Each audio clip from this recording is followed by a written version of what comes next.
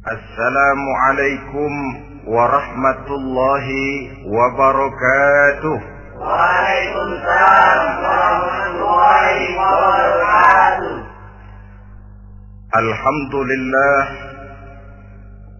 wassalatu wassalamu ala sayyidina Rasulillah, sayyidina wa maulana Muhammad ibn Abdullah wa ala alihi wa sahbihi wa mawalah. La haula wa la quwwata illa billah, amma ba'd. Bapak-bapak, ibu-ibu, saudara-saudara kaum muslimin rahimakumullah. Sudah menjadi keyakinan dalam kehidupan kita bahwa segala yang ada permulaannya tentu akan ada penghabisannya. Setiap yang punya awal mesti akan punya akhir. Tidak ada keabadian dalam kehidupan dunia ini. Semuanya datang dan pergi silih berganti, berubah oleh pergeseran masa dan pertukaran waktu. Demikianlah kalau kita mau merenungi kehidupan dari alam di sekitar kita. Sejak dari kehidupan tumbuh-tumbuhan, binatang, sampai kepada kehidupan kita, makhluk bernama manusia. Lihatlah kita manusia misalnya.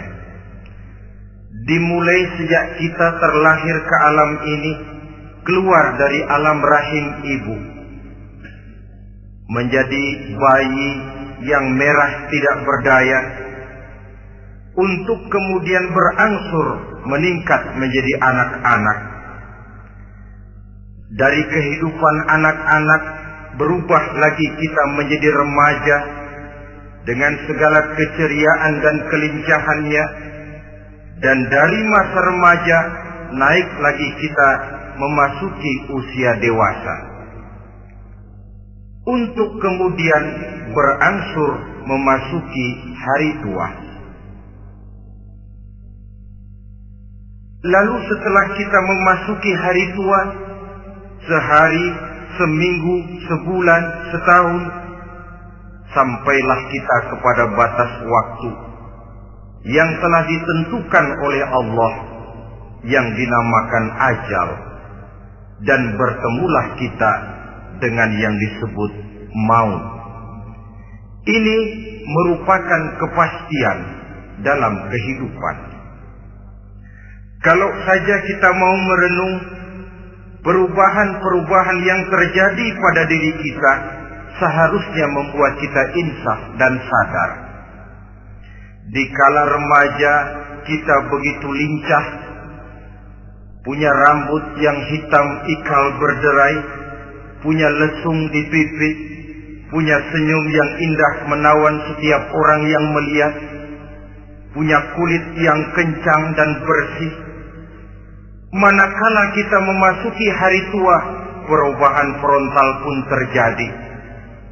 Kulit mulai jadi keriput, rambut yang tadinya hitam ikal berderai mulai memutih, nikmat berkurang, gigi yang tadinya utuh dan sanggup mengunyah apa saja, satu demi satu permisi meninggalkan kita. Sangat boleh jadi dikala remaja kita senyum semua orang terpikat.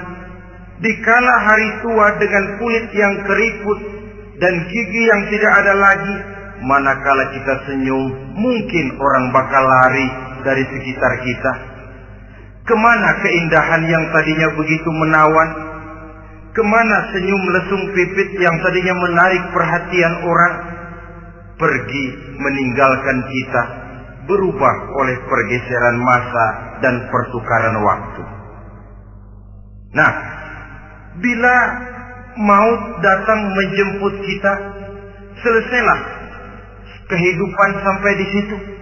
Ternyata belum. Kalau lahir merupakan perpindahan hidup dari alam rahim ke alam dunia, maka mati hakikatnya merupakan perpindahan hidup dari alam dunia ini ke alam kehidupan yang berikutnya yang dinamakan dengan alam barzakh.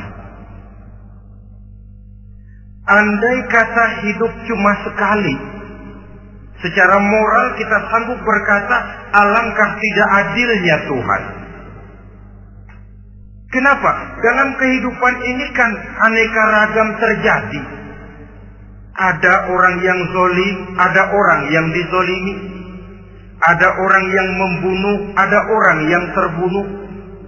Ada orang yang kaya, ada orang yang miskin. Ada orang yang jujur, ada orang yang menghalalkan segala cara. Sehingga banyak ketidakadilan yang terlepas daripada pengadilan dunia. Lalu orang pun bilang, di dunia ini katanya banyak pengadilan tapi sulit keadilan. Di dunia ini mudah mencari pengadilan tapi sulit untuk mencari ketidakadilan. Andai kata hidup cuma sekali, tidak akan ada hidup sesudah hidup yang sekarang ini. Bagaimanakah nasib mereka yang lepas dari pengadilan dunia ini? Alangkah tidak adilnya Allah andai kata tidak ada kehidupan sesudah hidup yang sekarang. Tentulah akan terjadi di mana orang menghalalkan segala macam cara untuk mencapai tujuan. Yang penting kan saya kaya, yang penting kan saya punya jabatan dan kedudukan tinggi. Kalau perlu jilat atas, jilat atas. Kalau perlu sikut kiri kanan, sikut kiri kanan. Kalau perlu injak bawah, injak yang bawah. Ini prinsip daripada orang-orang komunis. Dan pantas karena mereka tidak percaya kepada kiamat. Pantas karena mereka tidak percaya akan adanya kehidupan sesudah hidup yang sekarang ini.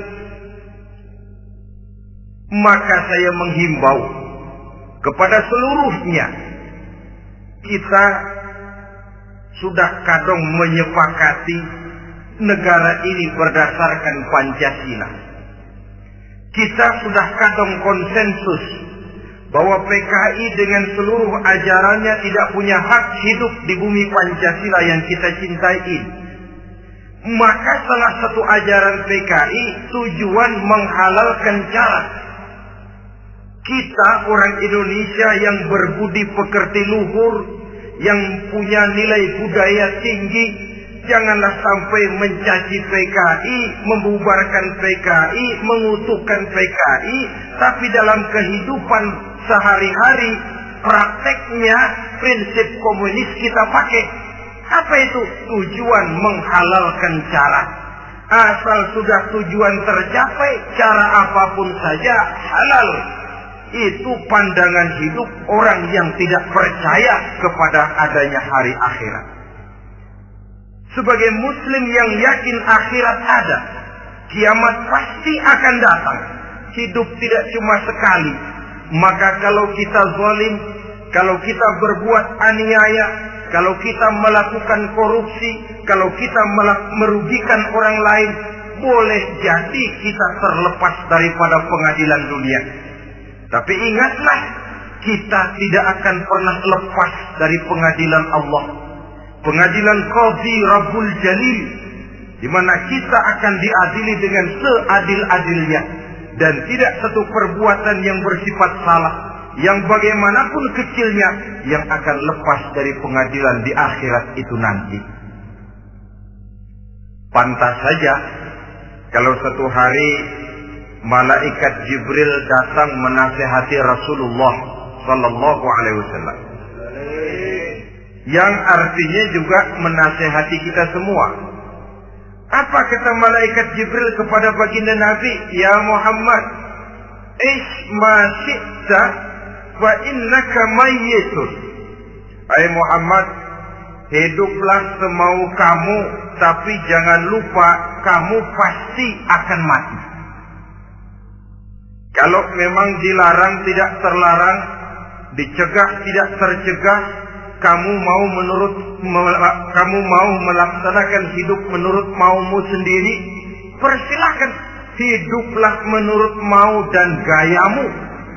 Tapi jangan lupa, fa innaka mayyitun, satu saat kau pasti bakal mati. Dan mati itu bukan akhir dari segalanya. Dia babak baru bagi kehidupan selanjutnya. Silakan hidup menurut maumu, tapi jangan lupa kau pasti akan mati. Wa'mal ma syi'ta fa innaka majziyun bih. Kerjakan apa saja yang kamu mau. Kalau kau mau menghalalkan segala macam cara, persilahkan halalkan segala macam cara. Tapi jangan lupa kau akan mendapat balasan dari seluruh amal perbuatanmu. Wa ahbib ma syi'ta fa innaka mufariquhu. Dan cintailah apa saja yang mau kau cintai. Kau cintai anak istrimu, silahkan. Kau cintai harta bendamu, tafadhal. Kau cintai tanah airmu, kau cintai pangkat dan jabatanmu, persilahkan. Tapi jangan lupa, fa innaka mufariquhu. Kau pasti akan berpisah dan akan meninggalkan segala yang kau cintai itu. Apa artinya ini buat kita? Ternyata sesudah maut datang menjemput kita, ada kehidupan sesudah hidup yang sekarang ini. Ini yang mendorong kita untuk dalam kehidupan di dunia ini tidak melakukan prinsip saenake dhewe, semaunya sendiri saja, asal perut kenyang, asal pangkat tinggi, asal harta dapat. Masa bodoh dengan merugikan orang lain, masa bodoh dengan menipu orang lain. Iku jenenge saenake dhewe. Muslim tidak diajarkan.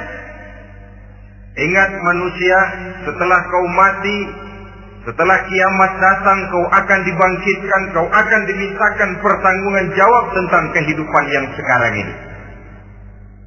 Saudara hadirin, oleh sebab itu kalau kita bicara soal kiamat, soal akhirat, ini memang masalah yang gaib, yang sepenuhnya tidak bisa dicernakan dengan kemampuan penalaran intelektual.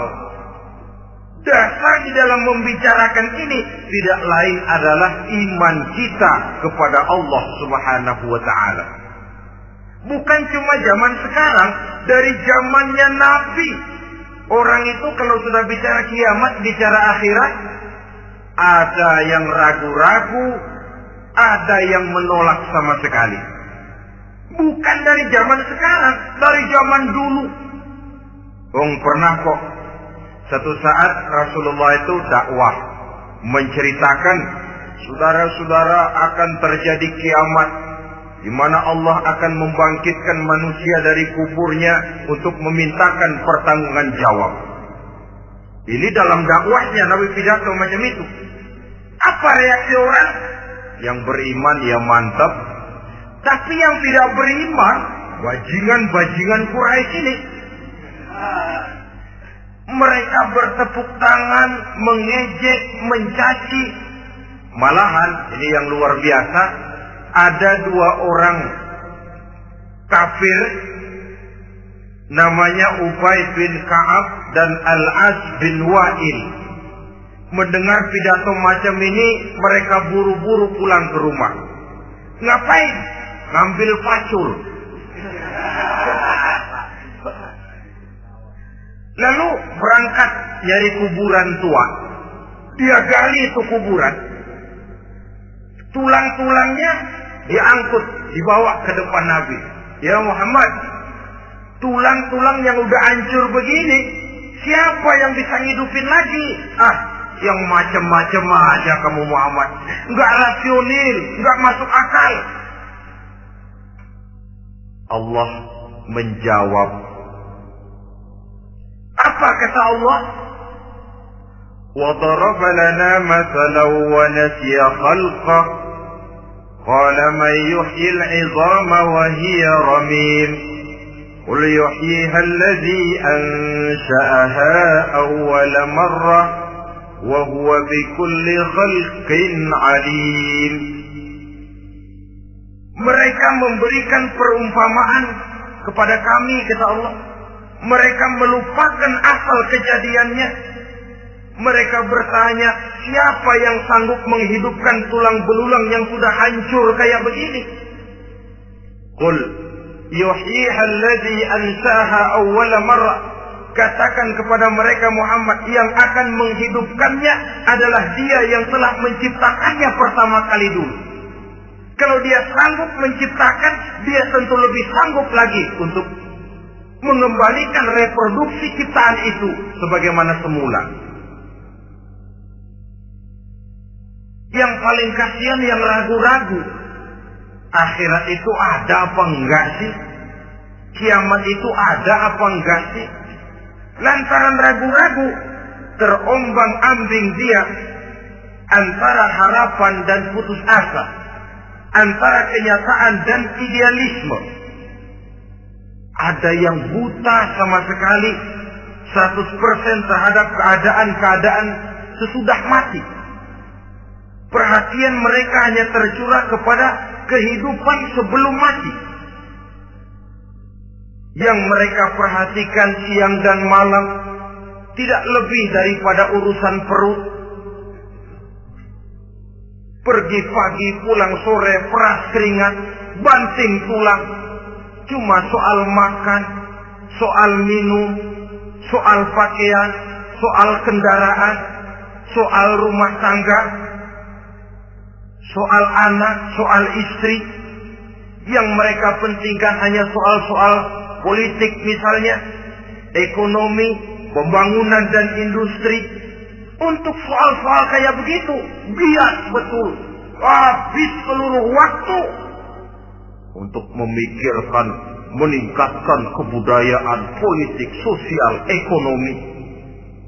Kadang-kadang kurang tidur, kurang istirahat, berkeliaran ke sana kemari ke tempat yang jauh-jauh. Sampai kadang-kadang terkena stres, penyakit darah tinggi, ginjal, lever, untuk memikirkan hal-hal yang semata-mata karena dunia saja. Lantas boleh jadi mereka mendapatkan kekayaan yang berlimpah ruah, mendapatkan kedudukan yang tinggi, nama yang semerbak, dikenal orang di barat dan di timur, di utara dan di selatan. Tetapi alangkah kecewanya mereka jikalau datang ajal menjemput nyawa, mati mereka, meninggalkan harta yang banyak, nama yang masyhur. Mereka disebut dengan jasa-jasanya. Radio memberitakan, TV menyiarkan, koran-koran memuat. Bahkan nama mereka kadang-kadang dikenang 2-3 tahun setelah wafatnya. Tetapi dalam pada itu, roh mereka merintih, mengeluh, menderita, karena dilemparkan oleh Allah ke tempat-tempat yang kotor. Penyesalan yang sudah tidak akan ada gunanya lagi. Saudara-saudara kaum muslimin rahimakumullah. Oleh karena itu, kehidupan akhirat bukanlah dongeng dan takhayul, bukan khurafat dan khayalan. Kehidupan akhirat, hari kiamat adalah kebenaran dan kepastian. Dalam surah Al-Hajj ayat ke-7, Allah Subhanahu wa taala menyatakan, wa anna as-sa'ata atiyatun la raiba fiha wa anna Allah yab'atsu man fil qubur. Dan bahwasanya kiamat itu sesungguhnya adalah sesuatu yang pasti dan tidak ada keraguan-raguan lagi di dalamnya. Dan bahwasanya Allah sungguh-sungguh akan membangkitkan manusia dari kuburnya masing-masing. Nah, kalau kita sudah yakin kiamat sesuatu yang pasti adanya, akhirat sesuatu yang pasti adanya, dari mana pembicaraan tentang kiamat ini kita mulai? Tentu dari diri kita. Marilah kita mencoba melihat proses perjalanan hidup ini sampai kita memasuki kiamat. Hadirin, tidak ada makhluk secantik manusia. Tidak percaya, pernah ke Ragunan? Saudara masuk ke kebun binatang. Segala macam makhluk ada di situ. Ratusan macam jenis binatang. Bandingkan dengan saudara, kira-kira cakep mana?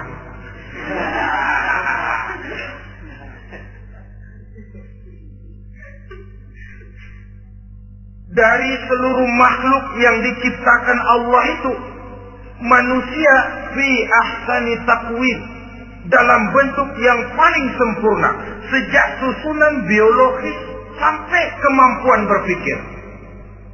Biologis kita ya Allah, diciptakan kita begini rupa. Diberikan 2 kaki untuk berjalan, 2 tangan untuk bekerja. Diberikan 2 mata, dua-duanya di depan. Pernah saudara mikir kalau mata kita yang satu di depan, yang satu di belakang? Rasanya nggak laku kacamata.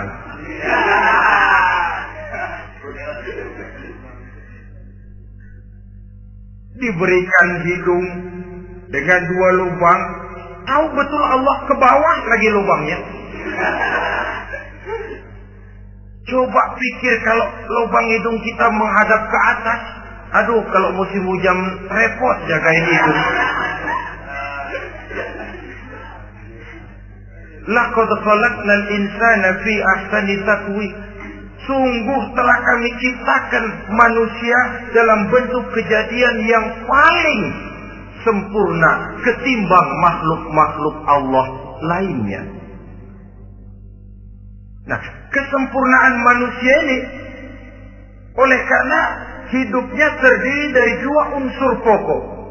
Pertama unsur jasmani dan kedua unsur rohani. Jasad dan roh. Jasad yang terlihat sekarang ini, potongan saudara yang ngejedok di depan saya ini jasad saudara. Ini yang berasal dari saripati makanan yang dimakan oleh bapak ibu kita. Lalu hasil kerjasama yang baik antara ibu dengan bapak, terwujudlah kita. Kalimat langsungnya jasad ini berasal dari tanah yang tadi berubah dari bayi, remaja, dewasa, meningkat hari tua. Yang berubah itu jasmani kita. Kenapa? Karena jasmani itu materi, benda, daya tahannya terbatas. Dia berubah oleh pergeseran masa dan pertukaran waktu. Apa ada orang makin tua makin cakep? Jasmani oleh karena dia materi, dia berubah oleh pergeseran masa dan pertukaran waktu. Nah, yang menyebabkan jasmani itu bergerak karena ada roh di dalamnya. Ini yang menyebabkan kehidupan. Ini yang menjadi sumber kehidupan, pusat kesadaran dan pengertian dalam kehidupan manusia. Tanpa roh dalam diri kita, maka jasad kita pernah lihat orang mati. Itu kalau orang mati, coba perhatikan.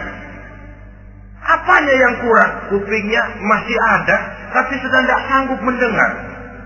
Matanya masih lengkap, tapi tidak mampu melihat. Jangankan melihat, terbuka saja tidak. Mulutnya masih ada, tapi sudah tidak bicara lagi. Telinganya cukup, tapi sudah tidak sanggup mendengar. Kakinya lengkap, tapi tidak mampu lagi berjalan. Apa penyebabnya itu? Ternyata jasmani kita, jasad ini, manakala sudah ditinggalkan oleh roh, dia tidak akan bisa berdaya apa-apa. Tidak mampu berjalan, tidak pula berbuat, tidak pula bekerja apapun saja. Saudara-saudara, dua-duanya punya kebutuhan. Jasmani ada kebutuhannya, rohani pun ada kebutuhannya. Jasmani yang jelas perlu makan, perlu minum, perlu tidur, perlu pakaian, dan sebagainya. Nah, apabila saat berpisah datang, ajal sampai, berpisahlah roh dan jasad. Dan itulah yang dinamakan dengan maut. Jadi apa sih mati itu? Mati adalah berpisahnya roh dengan jasad. Sebab itu Islam sangat menganjurkan kita untuk banyak-banyak mengingat mati. Bagaimana caranya mengingat mati? Pertama, mati itu kan pasti. Kira-kira yang hadir di sini ada yang nggak mati nggak kira-kira? Semuanya bakal mati kan? Berani? Sekarang mau? Saudara, sebenarnya kalau kita merenung lebih jauh, orang itu tidak perlu takut mati. Walaupun tidak boleh terlalu berani menghadapi mati. Karena bagaimanapun takutnya kita kepada mati, toh dia pasti datang. Bagaimanapun beraninya kita mati, kalau belum ajal, dia tidak mati juga. Jadi Muslim itu kan harus berani menghadapi hidup dan tidak takut menghadapi mati. Mati adalah sesuatu yang pasti. Muslim dianjurkan banyak-banyak mengingat mati dalam kehidupan. Caranya bagaimana? Pertama, berziarah nengokin teman yang sakit. Ya? Suka nengokin teman yang sakit enggak? Oh, itu pahalanya kata Nabi. Menengok orang yang sedang sakit lebih afdal daripada sholat sunnah 1000 rakaat. Apa pernah saudara sembahyang sunnah sampai 1000 rakaat? Nengokin orang sakit pahalanya lebih afdal daripada itu. Kenapa menengoki orang sakit mengingatkan kita kepada mati? Iya ya, ini teman saya yang kemarin segar banget, bercanda sama saya, ketawa sama-sama, sekarang terbaring tidak berdaya. Hilang kemampuannya, hilang keceriaannya, sakit. Iya kalau sembuh, kalau aja. Iya sekarang giliran dia, kalau jatuh ke saya. Lalu menghibur teman dengan kata-kata yang enak, yang akan mendatangkan sugesti supaya dia cepat sembuh. Jangan nengokin orang sakit, jujur. Sakit apa lu? Perut. Emang teman gua kemarin sakit begini mati. Wah, itu orang bisa jadi shock lantaran etika kita tidak akan sampai ke sana. Menjenguk orang sakit akan mengingatkan kita kepada mati. Apalagi ziarah kubur. Ada yang orang tuanya sudah meninggal? Nah, kalau ada, ya tidak bisa tiap hari, sekurang-kurangnya seminggu sekali. Jumat pagi misalnya, ziarah kita ke kubur. Sehingga kalau kita masuk kubur kan ada etikanya. Assalamualaikum ya ahlal kubur wa inna insyaallahu bikum lahiqun. Hai penduduk kubur, keselamatan bagi kamu dan kami yang masih hidup sekarang ini insyaallah pasti bakal nyusul kamu. Iya, yang kemarin gagah benar sekarang terbaring tanpa daya. Ini unggukan kuburannya. Yang kemarin ada sekarang sudah tidak ada. Kemana dia? Kami satu saat pasti akan begini. Ingat mati. Lalu apalagi yang bisa membuat kita ingat kepada mati? Mengawal jenazah. Bukankah sangat dianjurkan oleh agama? Bahkan kalau bisa sejak mengurusnya, memandikannya, mengkafankannya, menyolatkannya untuk kemudian mengantarnya ke kubur. Hari ini saya antar dia ke kubur, besok boleh jadi saya yang diantar orang. Hari ini saya solatkan dia, besok boleh jadi saya yang disolatkan orang. Hari ini saya masukkan dia ke liang lahat, besok mungkin giliran saya dimasukkan orang ke liang lahat. Ingat mati, tumbuh kesadaran. Lalu daya positifnya dalam kehidupan apa? Nah, saudara-saudara hadirin, orang yang mengingat mati bukan lantas menjadi lemah dalam kehidupan, menjadi putus asa, sedikit semangat, terbentur kesulitan, mudah frustasi. Bukan itu tujuannya kita diperintah mengingat mati.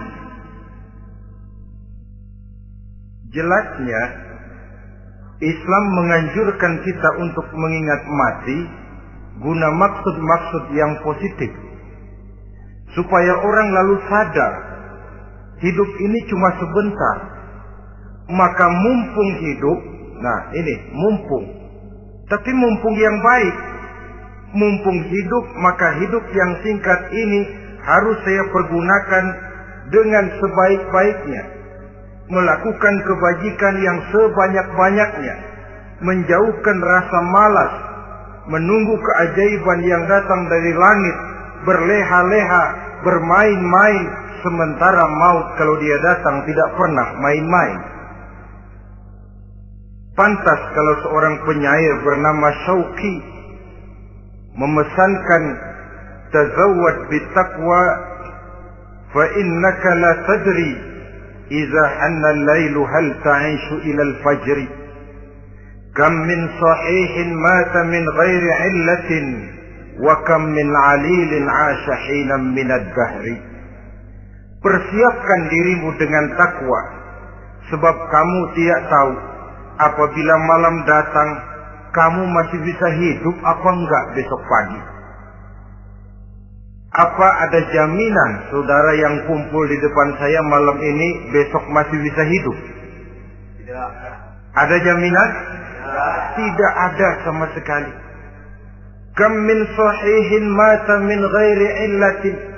Berapa banyak orang sehat mati enggak pakai sakit lagi. Sebabnya kadang-kadang ringan saja. Ada yang cuma jatuh di kamar mandi, mati. Ada yang cuma ketiban pensil. Iya, kalau ketiban pensil 3 peti masa nggak mati. Ta'addadatil asbab wal maut wahid. Sebabnya boleh jadi macam-macam, tapi mati satu juga, yaitu mati. Dia seperti kelapa yang terlalu tua jatuh ke bawah, yang kembang baru keluar pun jatuh ke bawah. Itulah mati.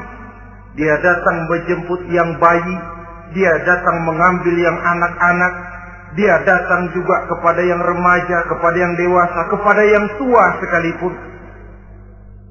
Jangan yang remaja lalu berpikir, gua rasanya masih jauh banget mau mati. Ini sesuatu yang pasti yang kita tidak pernah diberitahu kapannya. Kalau dikasih tahu kapannya kan kita bisa, umpama malaikat maut datang ke rumah saya, saudara Zainuddin kau mati 80 tahun lagi. Wah, saya kan berhitung, masih lama, poya-poya aja dulu Tapi ini tidak pernah diberitahu kepada kita. Lantaran tidak diberitahu itulah kita perlu bersiap-siap dengan selalu mengingat-ingat mati yang mendorong kita untuk berbuat positif. Satu contoh peringatan mati yang mendatangkan positif pada peristiwa ketika turun perintah hijrah. Ketika di Mekah sudah terpepet turun perintah hijrah. Ini sahabat yang berangkat hijrah, jangan dikira semua bulat hati. Ada yang mikir, kalau saya hijrah berangkat dari Mekah ke Madinah, nanti di tengah jalan dicegat oleh kafir Quraisy lalu dibunuh, mati saya. Takut mati. Allah peringatkan, kullu nafsin za'iqatul maut. Kamu disuruh hijrah saja takut mati, padahal kamu tahu semua yang hidup bakalan mati. Diam saja di Mekah mati, hijrah ke Madinah pun akan mati. Mendengar ayat ini, Sayyidina Umar bin Khattab seperti dibakar semangatnya. Kalau sebagian sahabat hijrah sembunyi-sembunyi, beliau mau hijrah itu malah bajingan Quraisy dikumpulkan dekat Ka'bah. Pidato, ya ma'syara Quraisy, dedengkot Quraisy, dengerin. Besok pagi yang namanya Umar bin Khattab mau hijrah dari Mekah ke Madinah. Siapa yang kepengen kepalanya berpisah dengan badannya, persilahkan cegat Umar di jalanan. Besok dengan tenang dia berangkat hijrah, gak ada yang berani nyegat. Tuh Quraisy juga barangkali mikir, gue ngapain nyegat penyakit. Begitu ingat mati, timbul semangat juang, timbul semangat berbuat. Ini ingat mati yang positif, bukan yang melemahkan semangat. Dah jangan kerja rajin-rajin dah, lu bakalan mati. Ini ingat mati yang salah pasang. Ingat mati seharusnya mendorong manusia untuk berbuat lebih tekun. Allah memberikan peringatan, Qul innal mauta allazi tafiruna minhu fa innahu mulaqikum. Katakan, maut yang kamu akan melarikan diri daripadanya, yang kamu takuti benar dia pasti akan datang menjemput kamu. Saudara-saudara hadirin yang saya hormati, datangnya memang tidak kita harapkan yang namanya maut. Tapi sekali dia datang, tidak ada pintu tempat kita lari. Dia memang tidak pernah kita undang. Tapi sekali dia datang, mengetok pintu, kekuatan apa yang bisa menolak? Dia sebuah tanda seru dalam kehidupan. Apa yang menyebabkan orang takut mati? Pertama barangkali karena dia tidak tahu bagaimana kehidupan sesudah mati. Alam kubur gelap, alam akhirat gelap. Sehingga dia bingung, lantaran bingung lalu jadi takut. Yang kedua boleh jadi oleh bayangan-bayangan dosa yang pernah dia kerjakan di dunia ini. Kerjanya cuma menumpuk dosa. Dia gembira, bahagia, tertawa di atas tumpukan dosanya. Merasa segan berpisah dengan seluruh kehidupan ini. Sehingga boleh jadi maut adalah sesuatu yang ditakutkannya benar dalam kehidupan. Tapi bagaimanapun takutnya, tidak ada tempat lari dari dia. Dalam ayat lain Allah jelaskan, Aynama takunu yudrikumul mautu walau kuntum fi burujim musayyada. Di mana saja kamu berada, dalam benteng yang paling tangguh sekalipun, maut pasti akan datang menjemput kamu.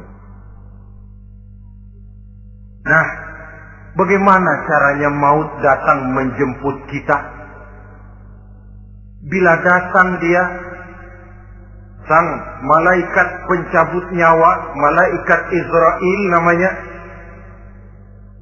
hendak mengambil ruh kita.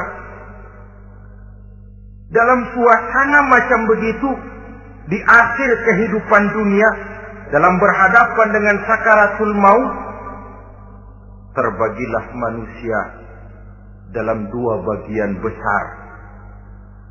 Pertama, yang menghadapi sakaratul maut itu dengan husnul khatimah, baik di akhirnya, sehingga pada saat ruhnya berpisah dengan jasadnya, kelihatan dia seperti senyum, mukanya cerah, Bahkan sebelum itu boleh jadi dia sempat meninggalkan pesan-pesan yang baik.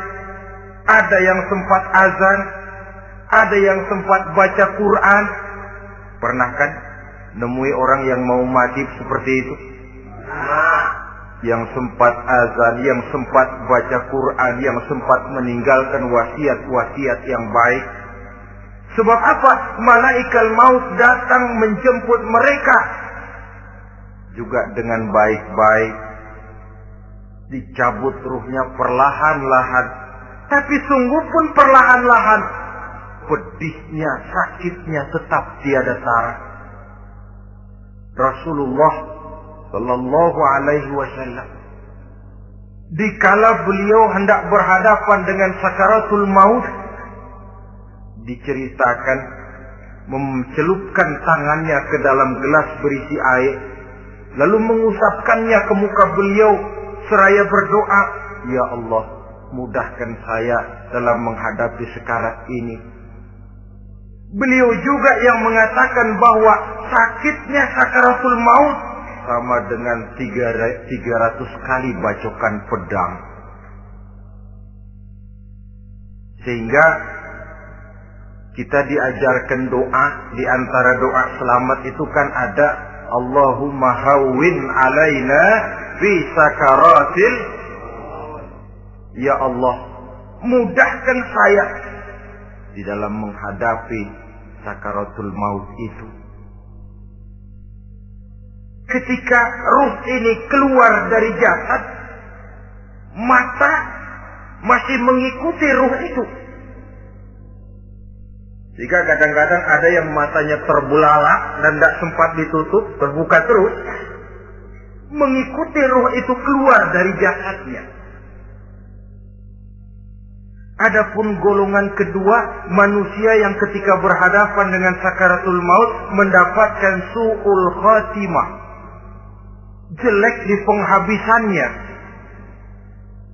Sekaratnya sudah setengah mati, lalu jelek juga di akhirnya, mati dalam keadaan yang tidak baik, tidak terpuji. Ada yang lagi megang kartu, mati. Ada yang lagi di tempat ngadu ayam, mati. Ada yang lagi di tempat pelacuran, mati. Ada yang lagi megang botol minuman keras, mati.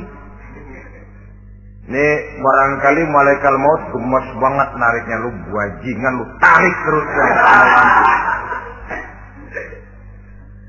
Mati su'ul khatimah. Makanya bagus itu. Kadang-kadang di majelis-majelis taklim kan sering dibaca, Ya Allah biha, Ya Allah biha, Ya Allah bihusnil khatimah. Kan ada itu? Ada enggak? Saudara hadirin, mohon agar oleh Allah kita diberikan husnul khatimah, baik di saat ruh akan berpisah dengan jasad. Ini sesuatu yang pasti. Sang malaikat maut datang menjemput nyawa. Setelah ruh berpisah dari badan, maka tinggallah sang badan, ditangisi oleh semua yang kita tinggalkan. Sehingga kepada putrinya Fatimah, ketika malaikat maut datang hendak menjemput baginda Nabi, beliau berkata kepada anaknya, Fatimah, kamu tahu siapa yang datang? Saya tidak tahu, Bapak. Yang datang hadimul lazat. Itu dia yang menghancurkan seluruh kesenangan dunia. Wa qati'u syahwat, yang memisahkan kita dengan seluruh yang kita cintai. Dia malaikat maut, Pak. Manakala jasad sudah ditinggalkan oleh ruh, itulah yang dikerubungi orang. Anak menangis, istri menangis, orang tua bersedih, teman-teman merasa kehilangan, menangisi jasad. Diuruslah jasad kita, dimandikan sebagaimana mestinya, dikafankan dengan kain putih 3 lembar, itu yang hendak kita bawa kembali ke tempat asal kita. Pakaian sutra jas yang mereknya Switzerland wool, kain yang Samarinda, sepatu yang Belly atau Beltoni, jam tangan yang Rolex, kendaraan yang serba mewah, tidak ada yang menyertai kita. Kain putih 3 lembar itu saja lagi. Demi setelah dikafankan, dibujurkan kita menghadap ke arah kiblat, orang banyak pun datang menyolatkan kita dengan 4 takbir, diiringi dengan doa. Lalu upacara pelepasan, berangkat kita meninggalkan anak, istri, suami, kampung halaman, tanah air, bahkan alam dunia ini. Selamat tinggal alam dan seluruh isinya. Tinggallah yang tinggal. Saya akan kembali ke tempat asal dari mana saya datang, untuk kembali mempertanggungjawabkan seluruh perbuatan saya dalam kehidupan ini. Manakala upacara pelepasan selesailah sudah, dimasukkan kita ke keranda jenazah, digotong orang, bismillah wa ala millati rasulillah, dibawa ke tempat peristirahatan terakhir katanya. Padahal dulu kalau mau kita istirahat, ke villa lah kita, ke Bali lah kita, ke Hong Kong lah kita, ke tempat-tempat tamasya yang indah. Oh, rupanya akan sampai juga perjalanan menuju tempat peristirahatan terakhir, yang luasnya tidak akan lebih dari 2 kali 1 meter. Diusung orang kita, diantarkan orang banyak. Manakala sampai ke atas liang lahat, pengusung jenazah dibuka, diturunkan kita ke liang lahat, dibaringkan. Gumpalan tanah akan jadi bantal kita. Muka dibuka, dihadapkan ke arah kiblat. Setelah itu ditutup liang lahat kita dengan kayu.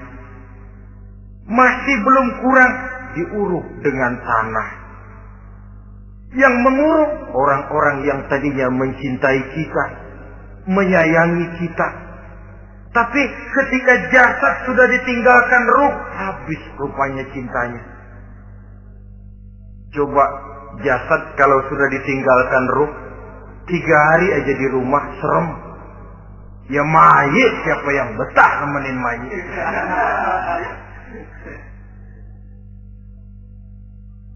Lalu bila upacara pemakaman selesai, maka berusahalah semuanya. Para pengantar akan kembali ke rumahnya masing-masing. Maka masuk kita ke alam kehidupan, yaitu yang disebut alam barzakh atau alam kubur. Apa selesai hidup sampai di situ? Tidak. Hanya beberapa langkah setelah yang mengantar kita pulang, diriwayatkan dalam hadis Bukhari dan Muslim, bila seseorang sudah diletakkan di kuburnya, lalu yang mengantar kembali pulang, maka roh si mayit akan dapat mendengar bunyi terompah orang yang pulang itu. Bunyi terompahnya terdengar. Datang 2 malaikat menanyakan dia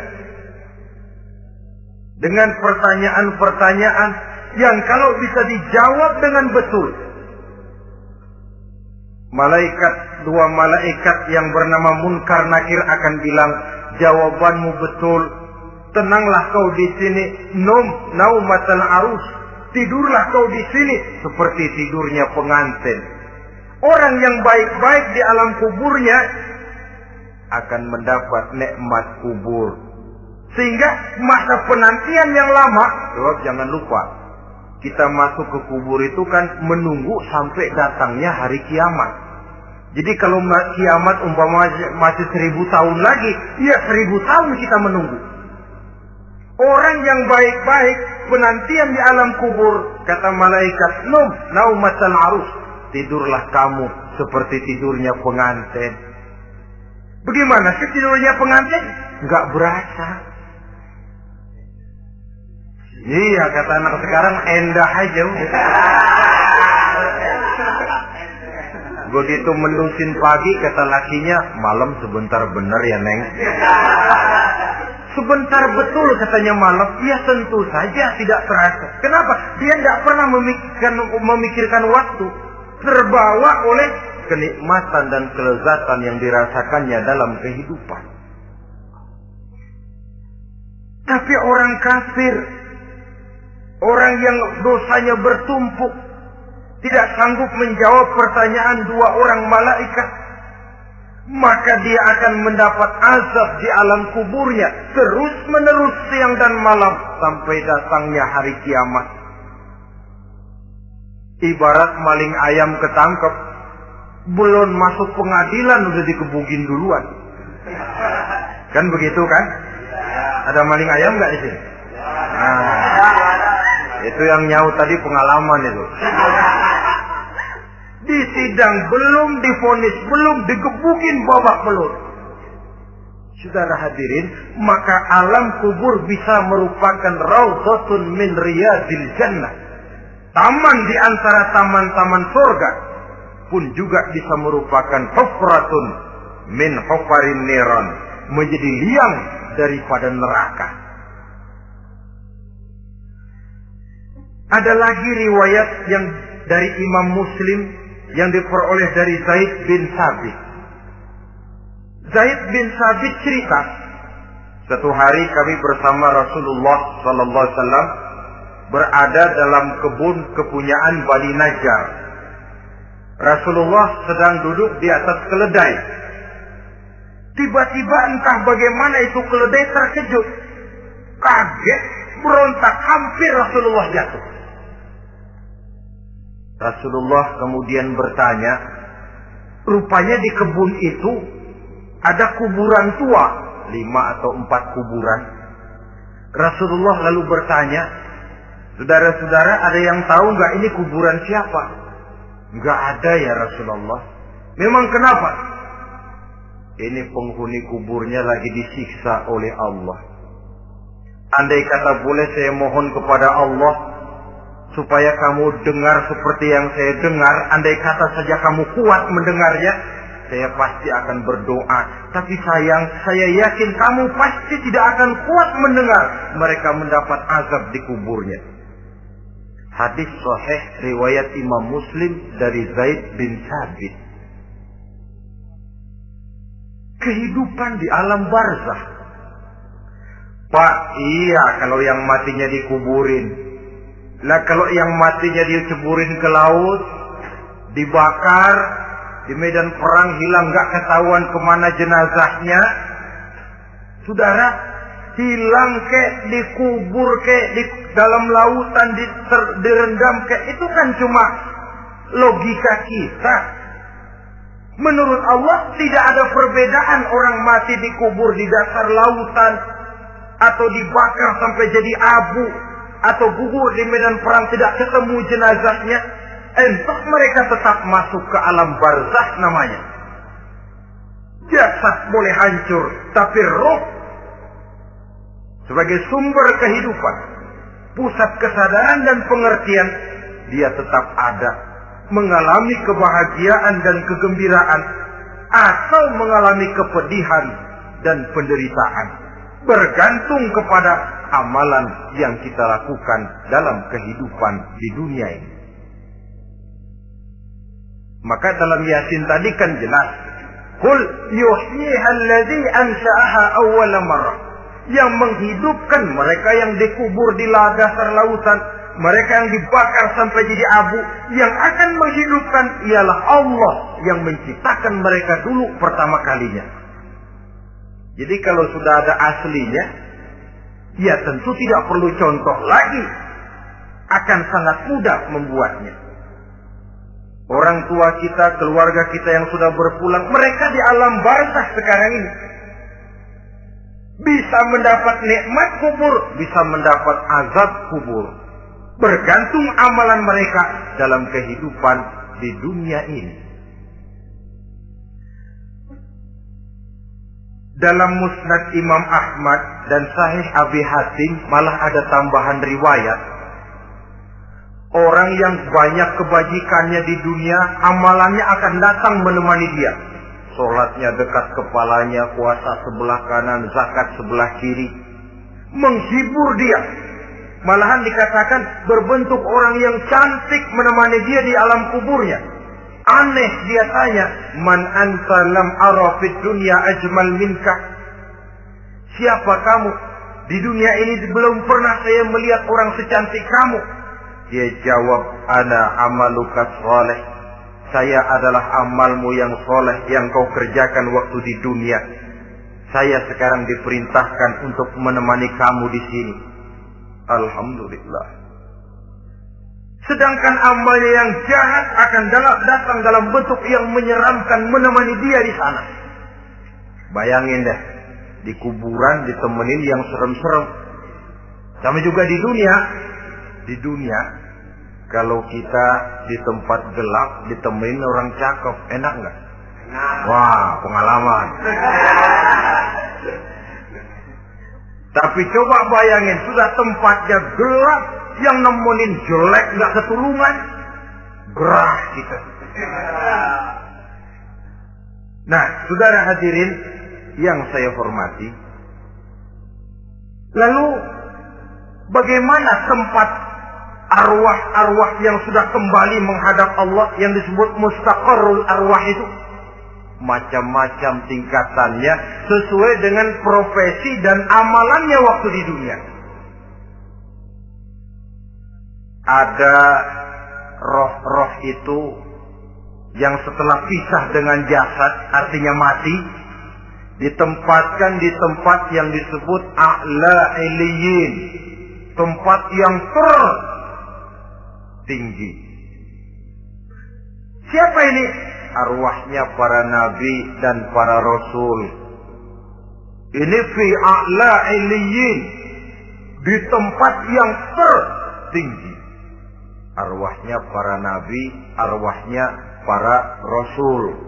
Dan karena kita bukan nabi, bukan rasul, ya jangan mimpi dapat tempat fi a'la iliyin. Kecuali kalau Allah menghendaki, itu hak prerogatif Allah. Tapi kan tidak adil kalau Allah melakukan itu. Ini kelompok roh-roh yang masuk golongan fifth. Wah, the first class. Para nabi, para rasul. Lalu ada pula roh-roh itu yang setelah pisah dengan jasadnya diumpamakan seperti burung-burung hijau yang berterbangan di perkebun-kebunan surga. Roh siapa mereka ini? Rohnya para syuhada, orang-orang yang mati syahid gugur membela agama. Nah, ini bedanya orang mati syahid dengan pahlawan, ya. Apa bedanya syuhada dengan pahlawan? Kalau syuhada, orang yang gugur membela agama, niatnya karena Allah, mati syahid. Kalau pahlawan, orang yang gugur membela negara, orang yang dianggap berjasa kepada pemerintah. Klimaksnya, kalau orang mati syahid, jelas surga. Tapi pahlawan, belum tentu surga. Kenapa? Bergantung kepada negara macam apa yang dibelanya dan pemerintah model mana yang dibelanya. Di negara-negara komunis misalnya, banyak nggak pahlawan? Dengan sekian tanda jasa yang mati di medan perang dan sebagainya. Kira-kira pahlawan komunis masuk surga nggak? Ya, kalau pahlawan komunis masuk surga, kita nggak kebagian kapling di surga barangkali. Inilah bedanya pahlawan dengan orang mati syahid. Kemudian ada pula roh itu yang tertahan di pintu surga. Tertahan di pintu surga. Ini seperti tadi, orang yang mati syahid tapi masih ada kaitan di dunia. Rasulullah pernah ditanya orang, ya Rasul, kalau saya maju ke medan perang bela agama, mati syahid, apa saya masuk surga? Iya, masuk surga. Kecuali kata Nabi, kalau masih punya utang. Nah, tertahan di pintu surga. Ada pula roh itu yang tertahan di alam kuburnya. Ini umumnya seperti tadi itu. Ada mempunyai dosa, mempunyai kesalahan, sehingga merasakan azab kubur. Ada juga roh itu yang tertahan di permukaan bumi. Mereka yang dalam hidup selalu menumpuk dosa-dosa yang besar, meninggal sebelum keburu untuk bertaubat. Saudara hadirin yang saya hormati, inilah yang kita khawatirkan. Sebab jikalau pada saat roh sudah datang, jikalau saatnya roh datang berpisah dengan jasad, menemukan sakaratul maut, saat itu taubat sudah tidak akan ada gunanya lagi. Masuk ke alam kubur, mendapat azab kubur, sampai datangnya hari kiamat. Berapa lama di alam kubur ini? Menunggulah kita sampai datang saatnya kiamat. Nah, saudara-saudara, apa tanda-tanda hari kiamat? Kapan dia akan datang? Bagaimana hal ihwal manusia pada saat terjadi kiamat? Bagaimana alam ini? Bagaimana perhitungan di padang mahsyar? Insya Allah akan saya ungkapkan pada bagian kedua dari ceramah ini. Insya Allah kita akan lanjutkan pembicaraan ini sampai kepada terminal paling akhir, surga dan neraka. Inilah saja pertemuan kita pada kesempatan kali ini. Terima kasih banyak atas segala perhatian. Mohon maaf atas segala kekurangan. Wabillahi taufiq wal hidayah. Wassalamualaikum warahmatullahi wabarakatuh. Waalaikumsalam warahmatullahi wabarakatuh.